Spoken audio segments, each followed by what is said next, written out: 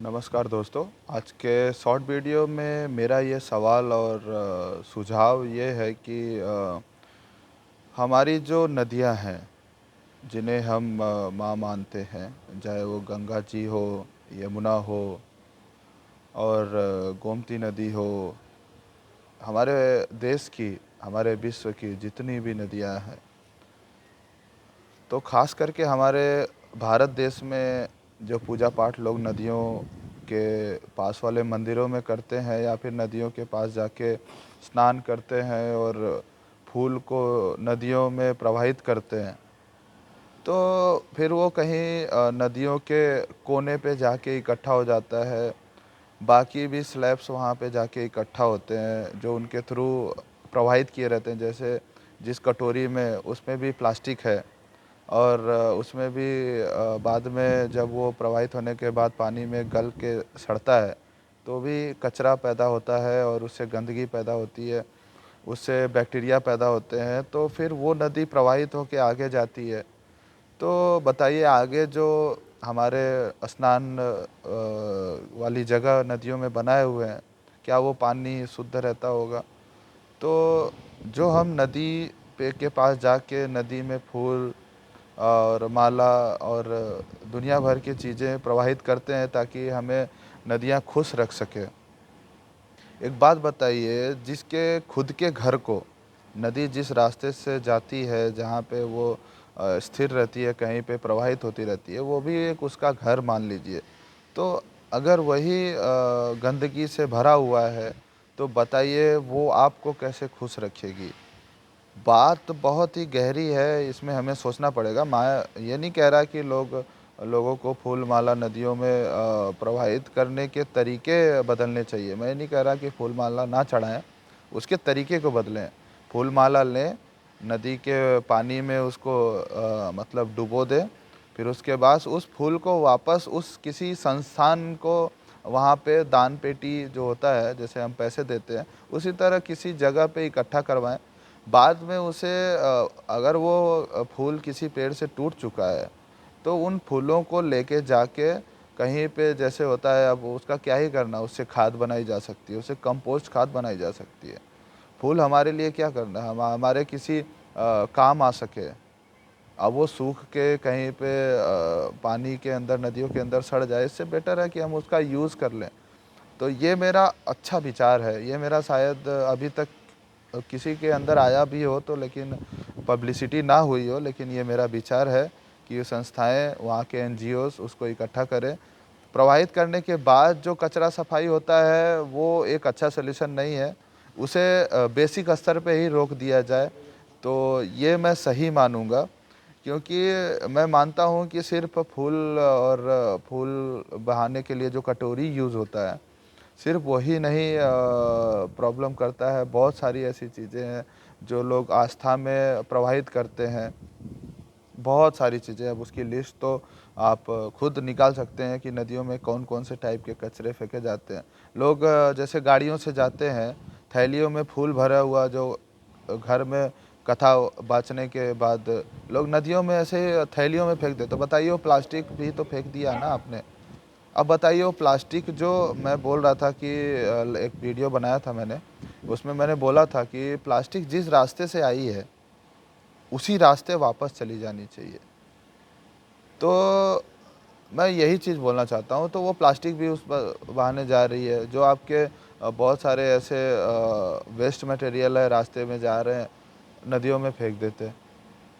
तो हमें शुरुआत ही नहीं करनी है वो चीज़ का। अब एनजीओज़ क्या करते हैं कि जाते हैं, सफाई करते हैं, अब वही कचरा इकट्ठा करते हैं डस्टबिन में, कहीं न कहीं जाके तो डाल देते हैं। वो क्या, उसको वहीं पे फ़िल्टर करते हैं, उसको रिसाइकिल करते हैं, वापस से नई प्लास्टिक बनाते हैं। ऐसा तो वो एनजीओ नहीं करता है ना। एनजीओ का मकसद है कि जड़ को ही ख़त्म कर देना। ऐसे एनजीओज़ होने चाहिए जो उस प्रॉब्लम को जड़ से ख़त्म कर दे। मैं ये चाहता हूँ। ये नहीं चाहता हूँ कि एनजीओज़ बन गया है तो जहाँ गंदगी है वहाँ सफाई करना शुरू कर दे। मैं मानता हूँ, करो, अच्छी बात है। जो पहले की गंदगियाँ हो चुकी हैं उसको सब का साफ करो। लेकिन हमें इनिशियल स्टार्टिंग जो पॉइंट है उसको कैच अप करके उस पे भी एक्शन लेने की ज़रूरत है। तो मेरा ये विचार है, सिर्फ़ यही विचार नहीं है गंदगी के मामले में, साफ़-सफ़ाई, कचरे फैलाने के मामले में, बहुत सारे ऐसे हैं। तो सिर्फ़ मैं नदी को लेके, तो नदियों में कूड़ा-करकट और कचरा, प्लास्टिक, बहुत सारे वेस्ट मटेरियल्स, इंडस्ट्रियाँ भी केमिकल्स नदियों में ही बहा रही हैं पाइपलाइन के थ्रू। तो मैं इस पाइपलाइन वाले जो नदियों में जो पाइपलाइन के थ्रू इंडस्ट्रियल वेस्ट जा रहा है, उस पे मैं दूसरी वीडियो बनाऊँगा। जो हमारा आम आदमी समाज जो बोलते हैं ना पूजा-पाठ, पूजा-पाठ इंसान करे, लेकिन नेचर नेचर भी तो एक भगवान, बोलते हैं ना नेचर एक भगवान का रूप है। तो जो नेचर भगवान का रूप है, तो उसको भी तो हमें सापेक्ष रखना पड़ेगा ना। हम किसी भगवान को खुश करने के लिए, भगवान को खुश करने के लिए हम फूल अर्पित कर रहे हैं, तो दूसरा जो हमारा नेचर है, वो भी तो भगवान का दूसरा रूप है। हज़ारों, लाखों, करोड़ों रूप हैं भगवान के, तो हर रूपों को हमें सँभाल के रखना होगा, क्योंकि एक रूप को हम खुश कर रहे हैं, दूसरे रूप में हम कचरा फैला रहे हैं, गंदगी फैला रहे हैं, तो ये तो नहीं चलेगा ना। तो इस पे हमें अवेयरनेस की ज़रूरत है, एक-एक जन-जन तक ये बात जानी चाहिए, जिससे लोग पूजा-पाठ करें, आस्था करें, ध्यान लगाएँ, हर चीज़ करें, लेकिन अवेयरनेस की ज़रूरत है।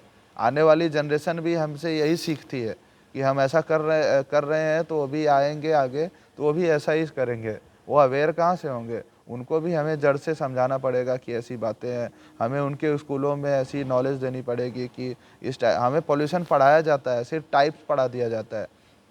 लेकिन हमारे रनिंग दिनचर्या में क्या प्रॉब्लम हो रहा है, उससे रिलेटेड हम स्कूल से घर जाते हैं, तो बीच में कितनी प्रॉब्लम्स दिखती हैं इस पॉल्यूशन को लेके, कचरे को लेके, रास्ते भर में हम क्या ऑब्ज़र्व करते हैं, वो चीज़ नहीं। दूसरी चीज़ें, रास्ते से कि स्कूल से निकल जाएँगे, रास्ते भर कुछ भी बकवास करते फिरेंगे। आजकल की जनरेशन जो भी ख़राब हो चुकी है, इस चीज़ का ऑब्ज़र्वेशन तो मैं अगली कुछ वीडियो में बताऊँगा कि इस चीज़ में भी अवेयरनेस की ज़रूरत है।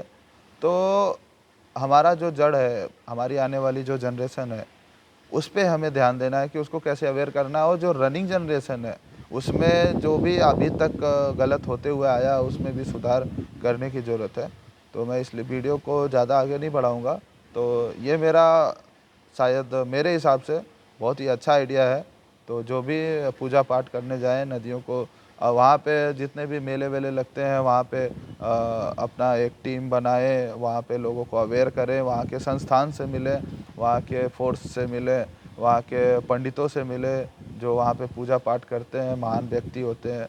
तो उनको बताएँ, उनसे बातचीत करें बैठ के, और वहाँ के भक्तों से मिलें, जो भी वहाँ पे भक्ति भावना करने जाते हैं। तो ये चीज़ है। मेरा ये पंडित कहने का शब्द ये है कि पंडित मतलब विद्वान, विद्वान मतलब जानकार इंसान होता है। मैं किसी जातिवादिता के बारे में नहीं बोला। पंडित का अर्थ ही है कि विद्वान, जानकार, जो जानता हो कि क्या गलत हो रहा है, क्या सही हो रहा है, उसका अर्थ होता है पंडित। तो उससे मिलें, लोगों से मिलें, वहाँ के लोकल लोगों से मिलें कि वहाँ की प्रॉब्लम्स जानें, लोगों को अवेयर करें, बैठ के 2-4 बातें करें। तो समय इस प्रकार से आ चुका है आज के टाइम पे कि हमें लोगों से, जन-जन से मिल के बातें करनी है, अपने इम्पोर्टेंसी को बताना है कि ये चीज़ हो सकता है, ये गलत है, ये सही है। एज़ फॉर एजुकेशनल जो हम पढ़ते हैं, उसे अप्लाई करने की ज़रूरत है। सिर्फ़ पढ़ाई, नौकरी से ही रिलेट ना करें, उसे अपने दैनिक जीवनचर्या में अपनाने की ज़रूरत है। ये सारे महान पुरुष बोलते हैं, चाहे कोई भी महान पुरुष हो, आपको अवेयर करता है, ऑनलाइन अवेयर करता है, कहीं ऑफ़लाइन बैठ के 2-4 लोगों को बैठ के बातें बताता है। तो सबसे अवेयर हों, उसको फ़ॉलो अप करें, ना कि इस कान से सुने, दूसरे कान से उड़ा दें। आजकल यही चल रहा है। तो धन्यवाद मेरी इस वीडियो को देखने के लिए, अवेयरनेस को बढ़ाएँ, और